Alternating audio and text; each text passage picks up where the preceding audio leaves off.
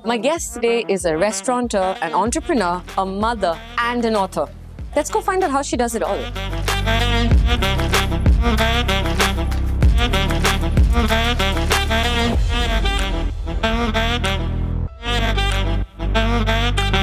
I'm here today with Rachel Goenka, and we're going to talk about all things food, all things children, and all things about being a mother and an entrepreneur.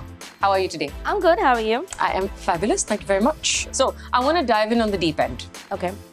I read your article about being pregnant during the pandemic. And I love the honesty with which you described everything that happened. I was getting these nightmares where I thought I was going to die. You know, when you go through a really bad experience that you sort of try to block out? Yeah. So I kind of had that when I gave birth to my son because the umbilical cord was wrapped around his neck.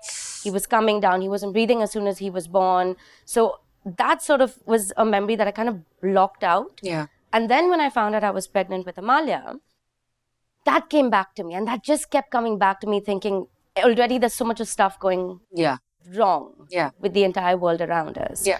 What if something like this happens again? And it was very difficult to just focus on that joy of, you know, being pregnant and, I'm having another baby. And it was a very difficult time. I spoke to my doctor saying, look, I'm having these dreams. Yes. I'm waking up and I'm sobbing in my sleep at times.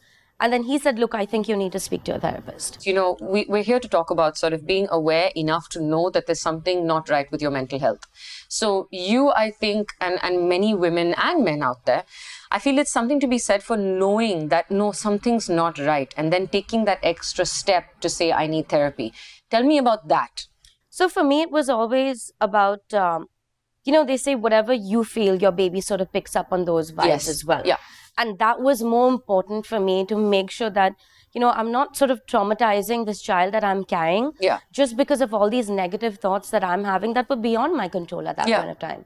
So I said, I need to fix this more for my child, less for myself, but then also for myself because you need to pull your shit together at some point of time. Therapy happened, you were still pregnant, and then you delivered. What was that like? Did it stop immediately, your nightmares and how you were feeling? No, so I actually channeled all of that into fashion. Right. I got really big into the pregnancy fashion. Then I said, you know what, let me enjoy this pregnancy. So whether it was, just dressing up the baby bump or I was in heels my entire pregnancy, by the way. Wow. I was in like 6-inch high heels. I don't recommend that to anybody. Check with your doctor first. But it just made me happy. Tell me more about what that's like, balancing momhood and being an entrepreneur. Balancing momhood with 2 kids who, 3.5 years apart. So both have completely different requirements. Right. Work has different requirements. I have restaurants in Bombay. I've got restaurants in Pune as well. That requires a fair bit of travel up and down. So I'm lucky that I have this amazing support system. I've got my mom, who's been just my rock when it comes to looking after the kids. I've got 2 fabulous nannies. And, it really does take a village to sort of raise kids. It does. It does. You can't do it by yourself. It does. And I feel I completely commend those women who do manage to do it by themselves. But there's a lot of sacrifice that happens on the back end that we probably don't see. Yes. And I feel like a lot of people, there's this stereotype that women have to constantly be martyrs and have to be, constantly sacrificing things in order to fit that mold of being the perfect mother or the perfect wife or the perfect daughter. And I say bullshit to that. It's interesting you say that because that's actually my next question to you was, in the article you said that at one point Kabir asked you for something. And you couldn't give him some time. And you said, I just need 10 minutes. And you said, I felt like the worst mother because you just needed a good cry. There have been days where I've gone to the bathroom and I've just sobbed. I want to know about this. I've sobbed and Why? I've had both kids banging on the bath. This is one thing every mom will tell you, by the way. Anytime you're on the loo, your kids find, it's like they have this radar that, she's in the loo. And then just be like, mama, mama, mama, mama, mama. So the first couple of times this happened, I just broke down because I was like, I cannot give my children what they need. I'm like this horrible person. Oh no. I've taken time to go to the loo. I've taken time to have a bad bath. of me. How do mothers cope with this mentally? So this is, it's interesting that you say that. And this is another thing that I actually wanted to highlight. it's a lot of women feel like I need to give up my career Yes. to look after my kids or raise a family. Yeah. What they don't realize is while they are the ones sacrificing everything, eventually your requirement in their lives isn't going to be that much. Absolutely. And then what do you do? Yeah. You'll have moms who'll turn and be like, but I did everything for you. I sacrificed everything for you. I didn't do this in order to do this for you. And now you don't have time for your mother. Or now you don't have time for this. You don't have time for me. What we're doing is also instilling that guilt into them. We've spoken about family. We've spoken about motherhood. We have to have a conversation about the entrepreneur in you. Again, because I stalked you a lot. I love that you were very clear about the fact that you wanted to be an independent entrepreneur because your family business is something else. Tell me about that. Why did you make that decision? My family comes from a media background. And there was always this thing of like, you're a good writer and I think journalism would be great for you. And it wasn't something that I was like, I felt pressure to get into because I did enjoy doing it. I grew up in Dubai. So when I came back to India and I sort of started seeing this very nepotistic behavior around me and how people, always have these sort of misconceptions and like preconceived notions about who you are and how you would be, it started to get to me. And I said, you know what, no matter what I do, if I stay in journalism, people will always say that it's because she's had like a platform already, or it's because that she's, somebody would have opened a door for her, or somebody would have opened a window, or whatever. So I said, regardless of how hard I work, no one's really going to believe me. So I said, let me do something that's completely different from the family business, but something that I enjoy doing and something that I'm passionate about doing. And so I did. Nice. And then what was that like? Because you chose food. How long have you been in the food industry now? 10 years. Yeah. So it was very different back then. Completely different because I was one of the few female restaurateurs. Yes. And I was one of the youngest. Right. Because I was 23 when I started my first restaurant. Oh, wow. So I think, one of the biggest problems for me was obviously the language barrier because everybody in the kitchen was pretty much speaking Hindi.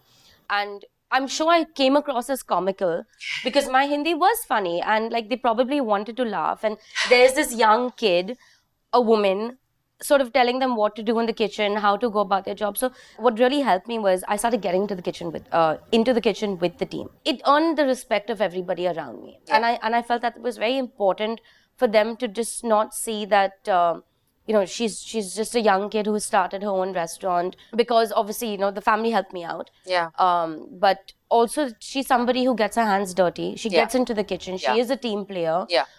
She's there with us till closing every night. If the entire team is sitting and eating anda bhurji with the lights out, I was sitting and doing it with them. So you just integrate yourself and become part of the team. It's so evident that you're a writer because when you speak, I can literally see this in my head. Like I can see you getting your hands dirty. I can see it like in having the impact on other people. And it almost reads like, I'm a big Anthony Bourdain fan. So I read Kitchen Confidential. It reads like a chapter out of Kitchen Confidential. Basically, it's that you earn your respect in the kitchen. And it's that much harder, I found, as a woman, from whatever I've read so far. Would you speak into inequalities with women? Did you find any? So this is an interesting story that I don't know how many people would sort of say out loud. But I feel a lot of times, especially with hospitality, now I've seen a big change because now women are taking ownership a lot.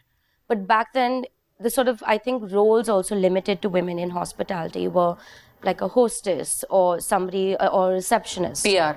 Or PR. But what would end up happening is once a month, we'd get complaints like, I've got my period, I need 4 days off, I can't come to work. And the inequality started stepping in because the men would see this and be like, wait, how is that fair? And then at the same time, you've got women saying that equality, equality, equality. And it would happen to me. I would have days where I would have to stand the entire day. But I was going through my period. And I was in pain. And I'd just be popping Meftals. But I'm like, power through it. Yeah. And this is another thing I feel like we have to prove. I don't know whether it's a sort of double-edged sword. But and you understand where I'm coming from. But it's a biological issue. Yes. Okay. I wouldn't call it an issue. But it's a biological thing that... every woman goes through. Yeah. But for men to sort of get it, that you feel like you're passing a kidney stone when you're going through like really bad. No. But then you also have to kind of prove your mettle by powering through it. Do you though? Do you know what I mean I when, do know. when I'm I talking know. about inequality? I know exactly what you mean, but again, I'm only saying this because I feel the dialogue has changed quite a Like, bit is it now. fair to take 3 days off? Depending on the kind of pain you have. Exactly. Yeah. But I feel like a lot of women will use this as an excuse to take 3 days. And you can tell. Yeah. You can tell when someone's really in pain. Yeah. And when someone is just sort of using it as, I want a break. Yeah. And it's irritating because then the men are also watching. Yeah. And when you're sitting and trying to advocate for change and you're trying Yeah. to push women in Yeah. hospitality, and then, you see these little things where you can't really say anything because obviously it's a biological... This has happened with mental health. I have been clinically diagnosed with anxiety and depression, and I have recovered from it. I can tell you there is a vast difference, and these terms cannot just be thrown around. Right? Correct. And I feel like we are a pendulum that's swinging from extremes, and eventually will come to a point where there are certain fixed, like with periods, with mental health. A few countries in the world now, in Europe, have issued officially that you can take a certain days off if you've got your period. You can't just put a blanket rule on everybody saying that, every woman, for example, is given 3 days off a month for her period. Because I feel like some women would be like, you know what, I don't need those 3 days. But they can take it. Fine, They can take it off for something. I'm for that. But having that option, Yes. I think is great. I think it's option great is having great. that option Yeah. because then it takes away from these sort of inequality conversations Yeah. or issues also, or the insecurity that say men have, that why don't we have it? And if it's look at maternity standardized, leave, right? yes. First it was just maternity leave. Yeah. Now men are taking time off, and companies are giving that time off Yeah. to men, which is important. So Yeah. I hope these conversations sort of steer companies in that way. That's what these kind of shows are for. Thank you, Rachel. This has been the most loveliest gold. There's so much of gold in this conversation. I can't find a better way of explaining it. Thank you. Thank you very much. You've been watching Mentally Yours with Sarah Jane. And if you've enjoyed this conversation, do not forget to like, share, and subscribe to Hotfly.